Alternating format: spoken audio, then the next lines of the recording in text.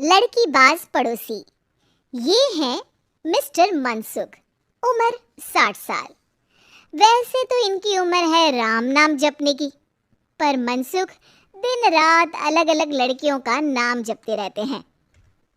अरे लड़की सुन तो, तेरा नंबर क्या है? अंकल, अभी तो आपका नंबर है, अर्थी बुक कर लो अपने लिए। अरे अभी तो मैं जवान हूँ लड़की, सफेद बालों पे मत जा। मनसुख राम को लड़कियां छेड़ने की गलत आदत थी। पत्नी बहुत पहले गुजर गई थी, जिसके बाद मनसुख खुले बैल की तरह हो गए। जहां दिखी नारी वहां लाइन मारी। मनसुख राम के पड़ोसी सोनी जी के यहाँ नई बहू आई। नाम था कल्याणी। अरे वाह बेटा कल्याणी, तेरे आते ही घर में खुशी खुशी हो गई है बेटा। अरे माँ जी, जलेबी खाओ, बात मत करो, बोलने से खुशी को नजर ना लग जाए। जैसे मोहल्ले की हर लड़की पे मनसुख की नजर थी, वो कल्याणी को भी बुरी नजर से देखता है। एक दिन कल्याणी छत पे मिर्चें सुखाने जाती है। दूसरे छत पे खड़ा मनसुख गाना गाने लगता है। उफ उफ मिर्ची, हाय हाय मिर्ची, देखे तो तुझे लग जाए मिर्ची। कल्याणी को लगता है कि यूं ही गा रहे हैं, शौकिया तौर पर ये तो होता ही रहता है। एक दिन कल्याणी आंगन में पौधों को पानी दे रही होती है। फूल हूँ गुलाब का, चमेली का न समझना, आशिक हूँ मैं आपका, सहेली का न समझना। कल्याणी को ये बात बहुत अजीब लगती है, क्योंकि शायरी बोलते वक्त मनसुख उसी की तरफ देख रहा था। वो अंदर जाती है और अपनी सास को कहती है, ये जो हमारी पड़ोसी हैं। अरे दूर रहना उससे। हाँ, दूरी रहूंगी, पर ये थोड़े अजीब नहीं है? अरे अजीब, आवारा, ठरकी, पता नहीं क्या क्या आदमी है वो। हर लड़की पर नजर डालता है वो। उसकी उम्र की वजह से कोई उसे कहता नहीं, बाकी उसे आसपास रखना भी नहीं चाहिए। अरे पर ऐसे थोड़ी ना चलेगा, FIR करवा देनी चाहिए। हवालात में हवा और लात खाएंगी तो समझ जाएंगे। अरे यही तो दिक्कत है ना समाज की। जिसके साथ दिक्कत होती है उसको भी समाज गुनहगार समझता है। लड़की अगर बोल दे कि फलाने ने मुझे छेड़ा है, तो कुछ लोग तो ये कहने लगते हैं कि लड़की की भी रजामंदी होगी ही। ये तो है, पर कुछ तो करना ही पड़ेगा।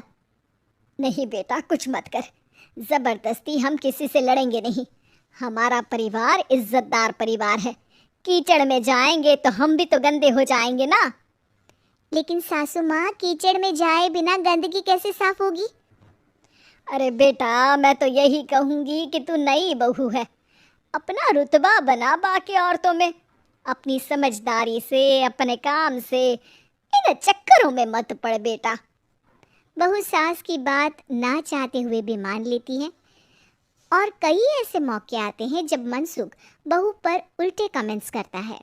जैसे एक दिन जब बहू छत पर सफाई कर रही होती है, तो मनसुख छत पे आकर गाना गाने लगता है।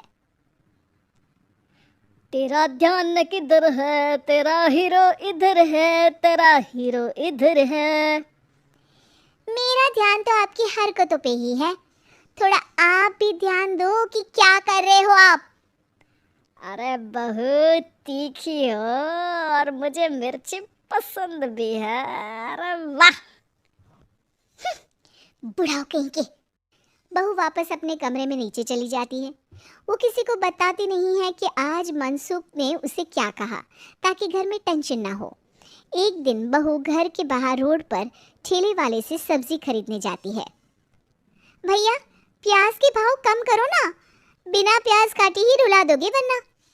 तभी बहू की नजर मनसुख पर पड़ती है, जो वहां से गुजर रही एक लड़की को देखकर कहता है, शीशी भरी गुलाब की पत्थर पे फोड़ दूं, तेरे लिए तो जाने मन जीना भी छोड़ दूं।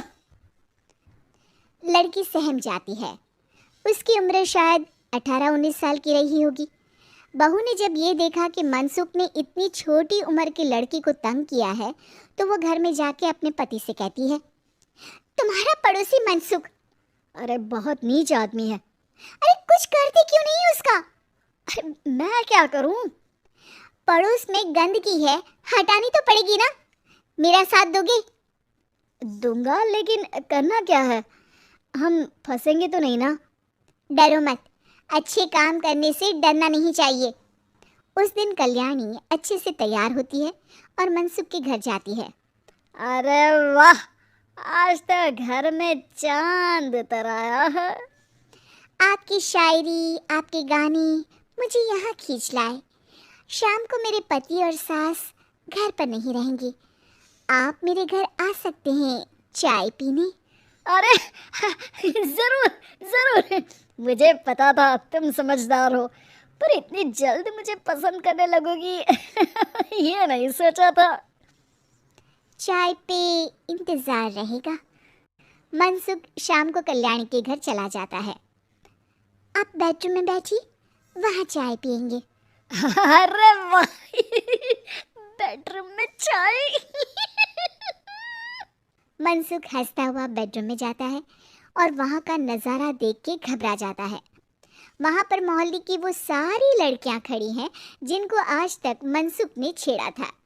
कल्याणी भी बेडरूम में जाके दरवाज़ा अंदर से बंद कर लेती है। अब बेडरूम से सिर्फ डम डम डिशुम डिशुम की आवाज़ आती है और बीच बीच में मनसुख की चीखें भी सुनाई देती हैं। अरे माफ कर दो बिटिया, अरे नहीं नहीं नहीं, अरे डंडे से नहीं, अरे लग जाएगी। बेडरूम का दरवाज़ा खुलता है और मनसुख की हालत एक लुटे फटे कौवे जैसी हो जाती है। किए की सज़ा तो मिलनी ही थी आपको, लेकिन आपकी और आपसे ज़्यादा हमारी इज्जत का भी ख्याल रखना था, इसलिए इस बार शांति से धर धर के धरना किया हमने आपकी। अगर ज़रूरत पड़ी तो बहुत जुलूस भी निकाल सकते हैं। आप ऐसी गलती नहीं करूँगा, मुझे माफ कर दो। बहू मनसुख को बाहर छोड़ने जाती है। मनसुख अपने घर की तरफ बढ़ता है। वैसे आपको चाय कैसी लगी? मनसुख अपने दुखते गाल पे हाथ रख के कहता है, कड़क